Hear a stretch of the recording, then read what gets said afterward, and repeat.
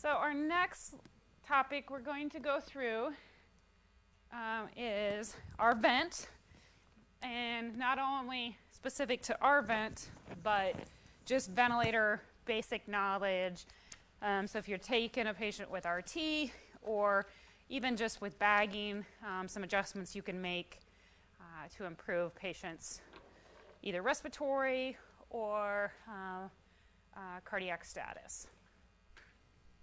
So we're going to understand basic principles of vent management, know how to troubleshoot basic ventilator complications. I'm not asking you guys to become respiratory therapists and know every maneuver to do and get understanding of in-depth vent management, but just basic troubleshooting.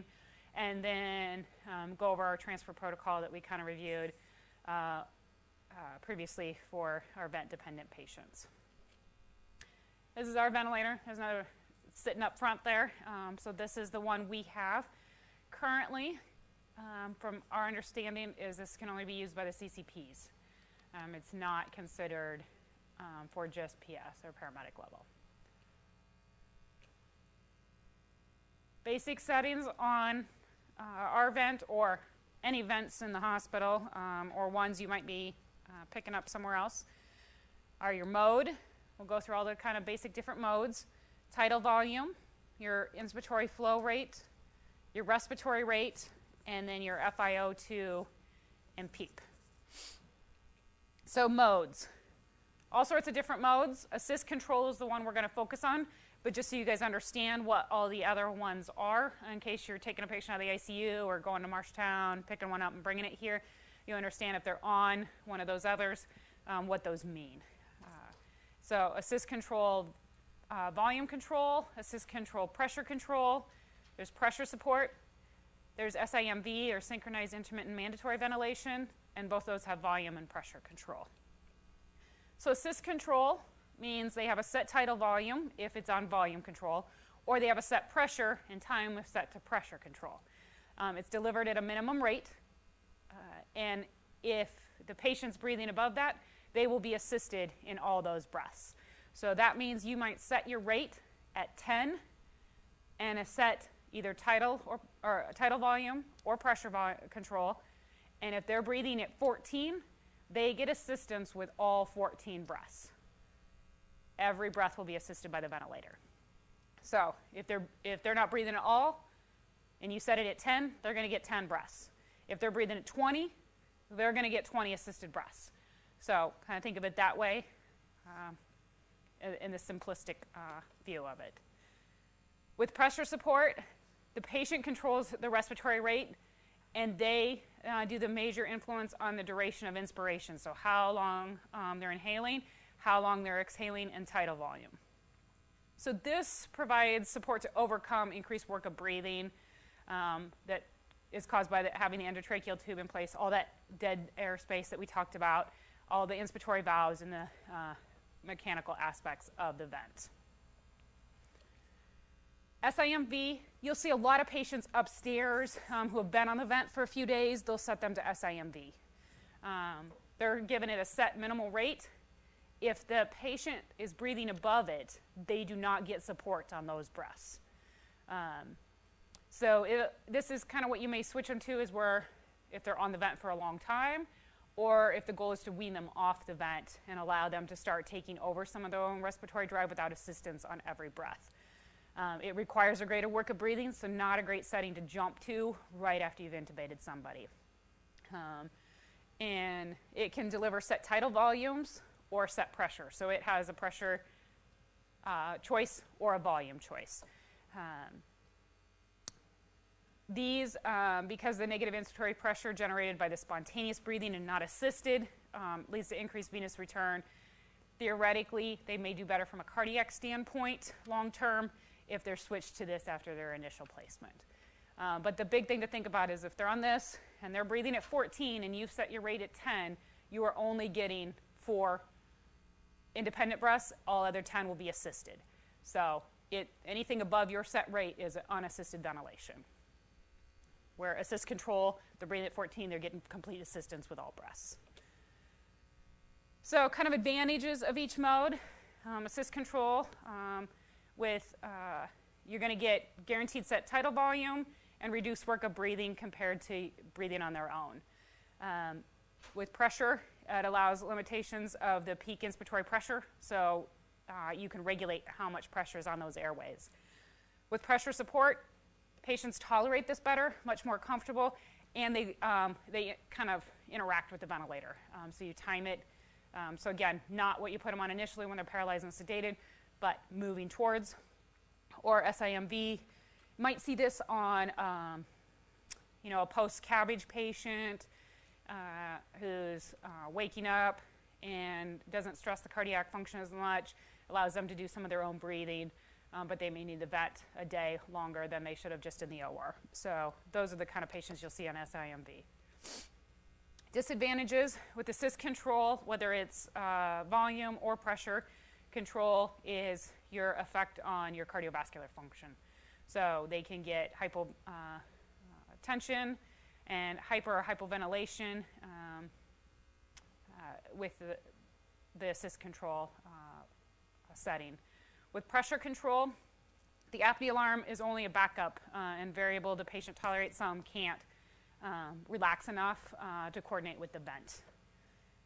And SIMV, it's increased work of breathing. So in a fatigued, bad diaphragmatic fatigue patient, this is not what you want to put them on because they're still using so much of their muscles to do the work.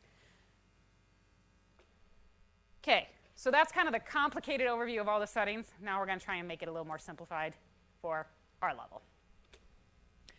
So there was a great lecture I showed a couple years ago. It's no longer online, but and it was ER doc who simplified it in for pre-hospital and ER into two categories. You either have your lung-injured patient, so that is your bad pneumonia, your CHF, they've got a trauma, so they've got a pulmonary contusion, they've got a pneumothorax, hemothorax,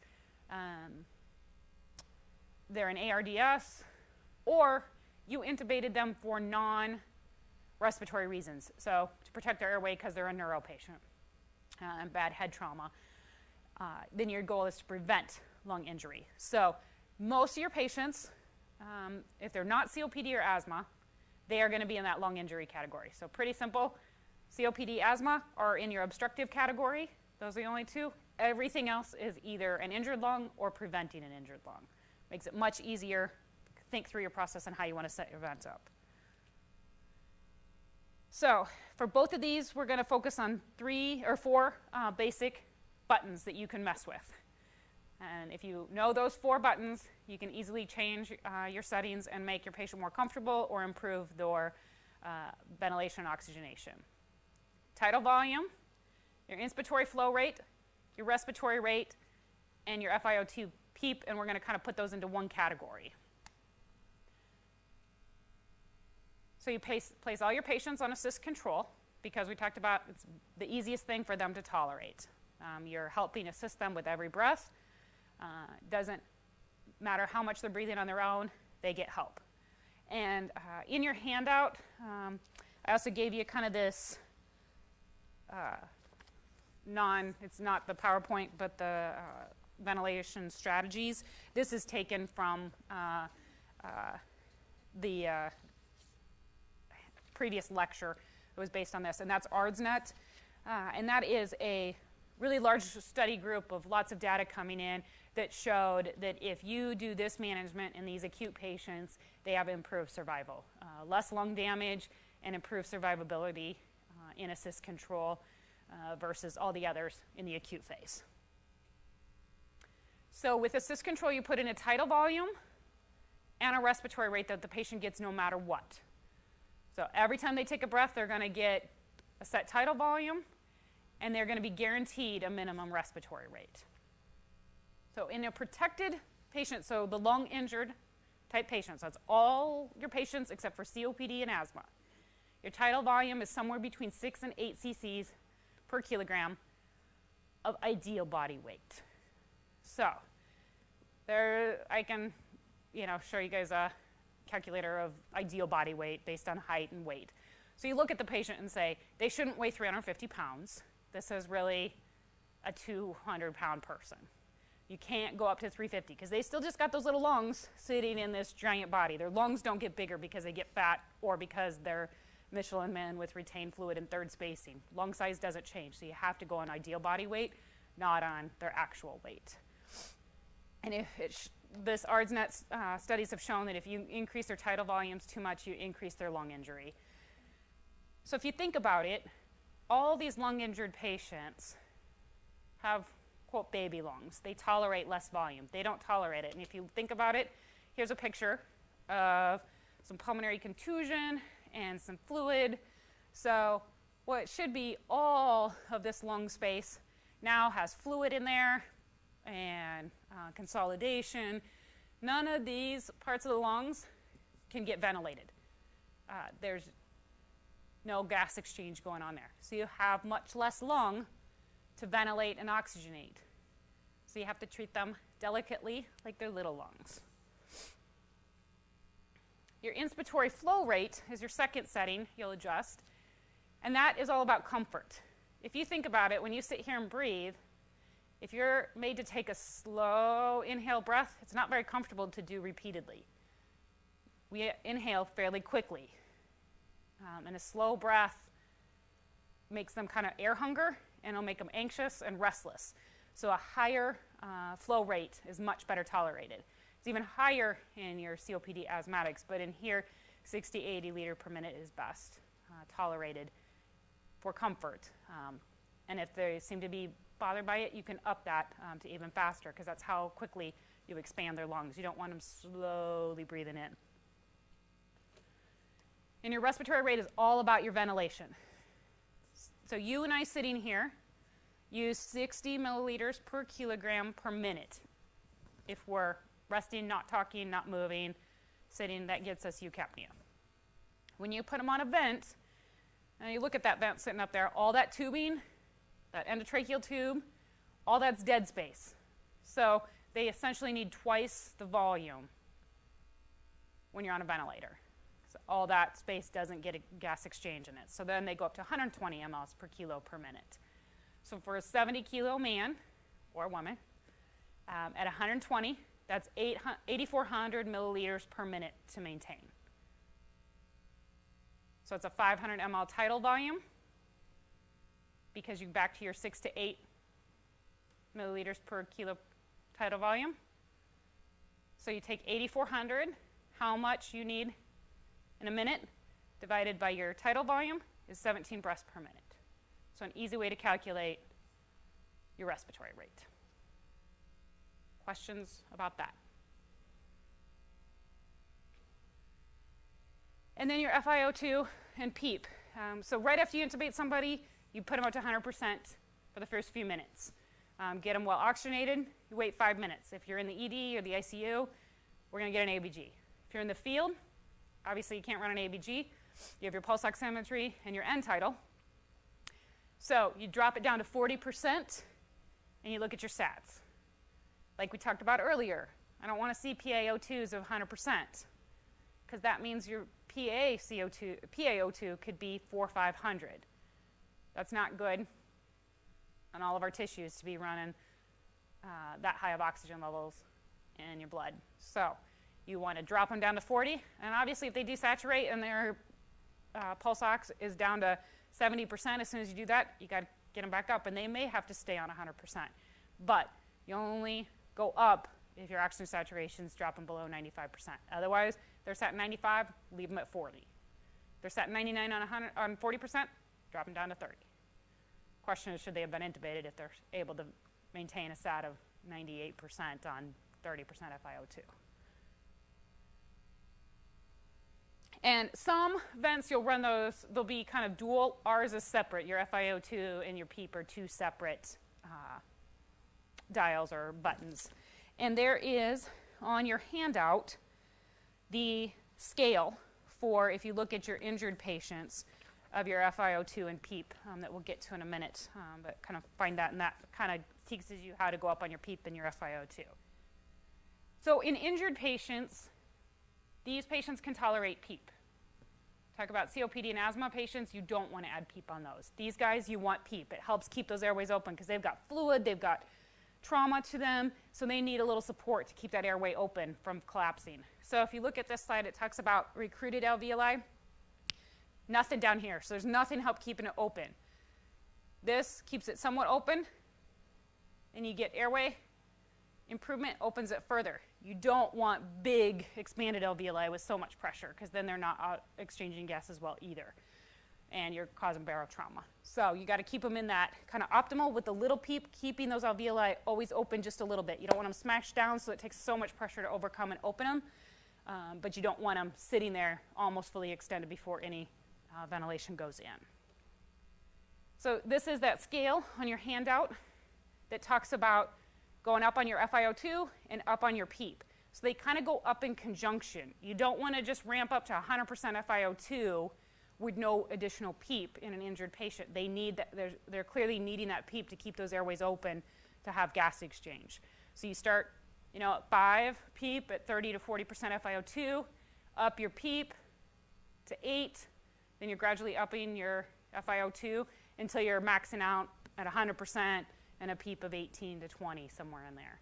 So they may require a lot of PEEP in these bad injured ARDS patients. They've got complete third spacing and lungs completely full of fluid. They've got so much pressure pushed on the outside of those, you need so much pressure to open those alveoli to get them to ventilate.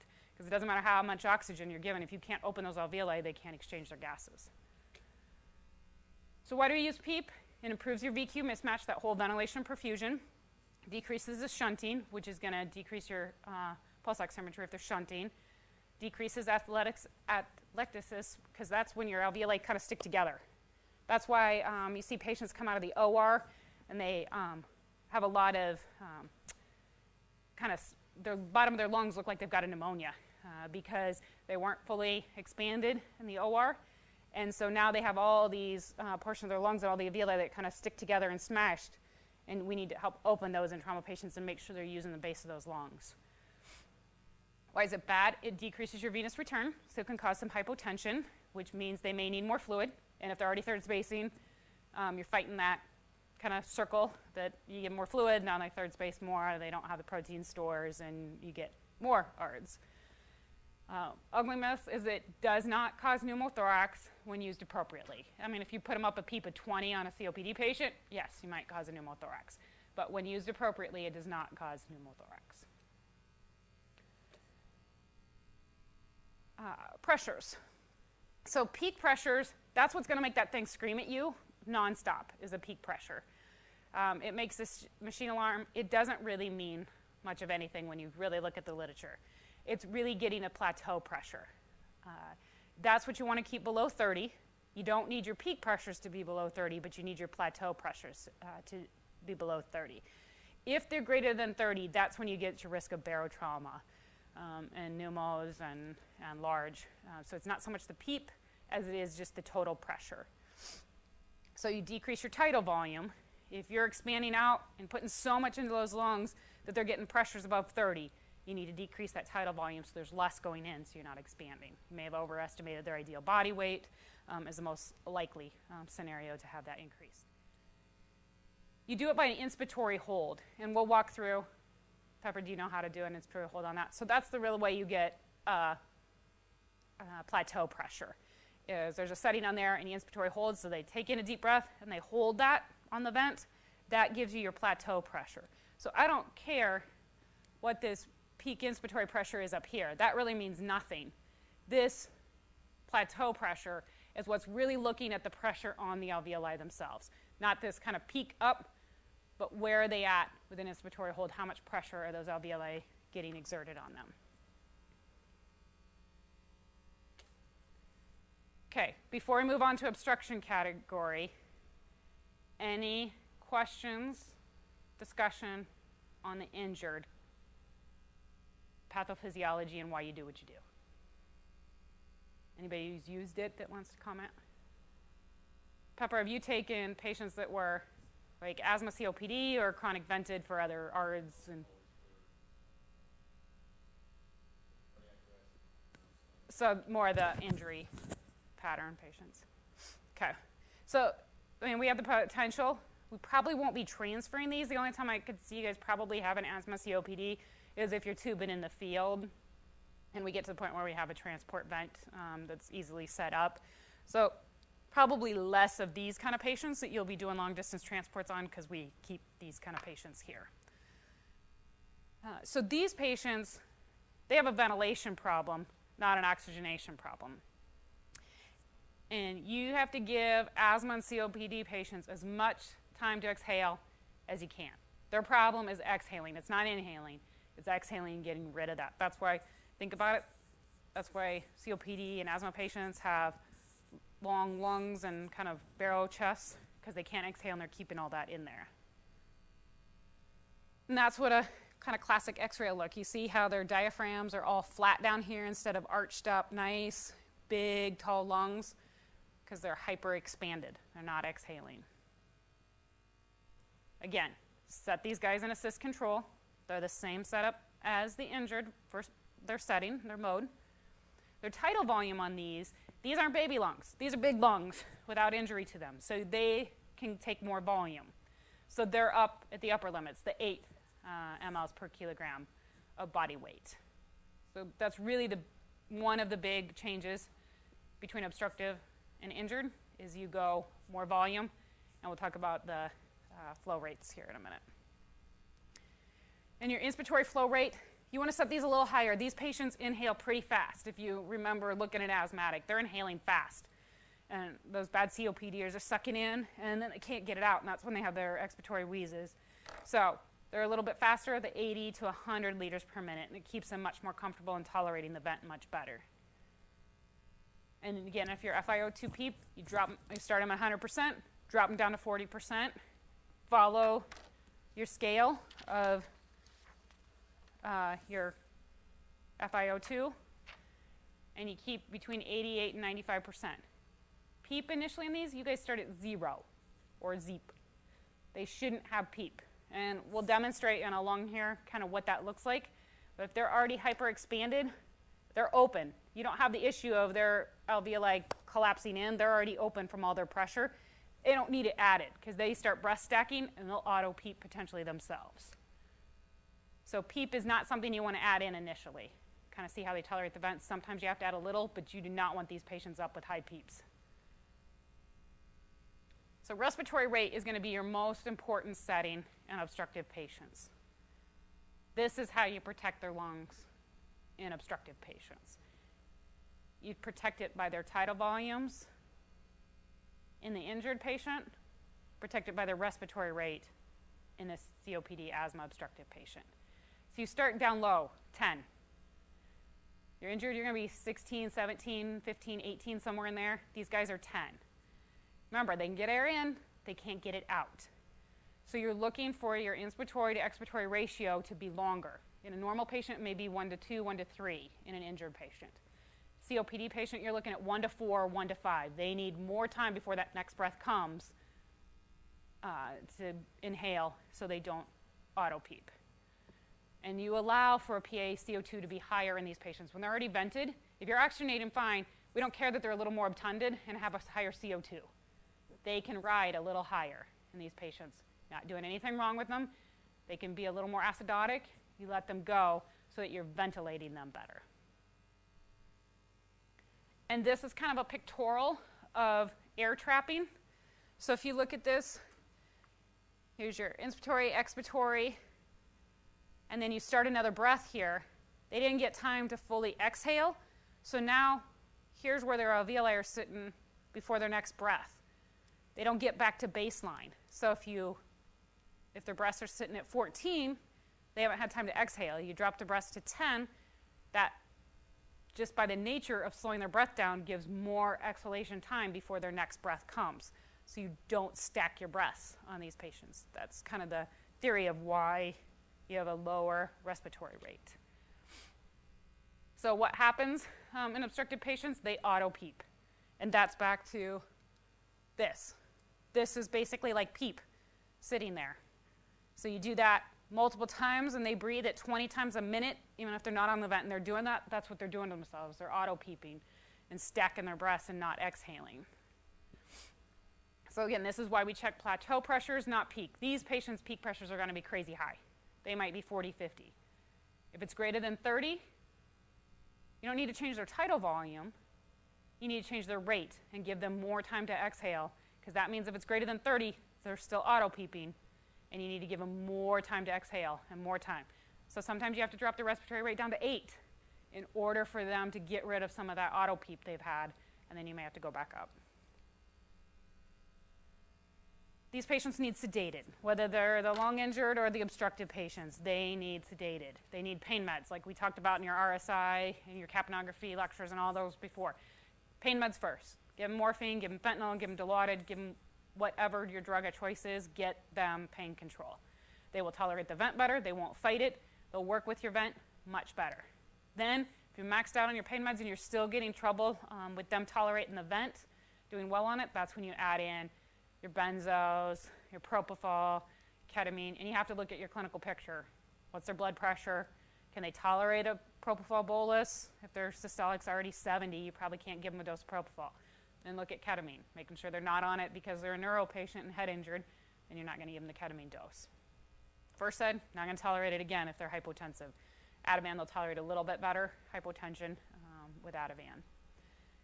And like we talked about before, paralytic agent is your last resort, and pretty much only for our induced hypothermia because they're shivering and are not responding to pain meds and sedatives, which is actually a good sign. So again, do we redose Sux? No. Don't want to do a second dose of Sux. You'll give a dose of rock is what's in our transfer bag.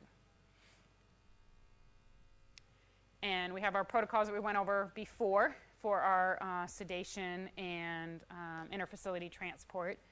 So I think putting this kind of summarized in our vent bag will be our next step. Get a laminated card that kind of has all your settings in it and your FiO2 PEEP. So if you are pulling it out, you have something to kind of recall rather than trying to get back to a handout on all your settings would be good.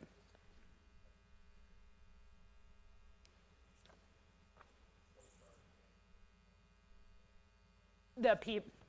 Yeah, I think just kind of putting this in a really simple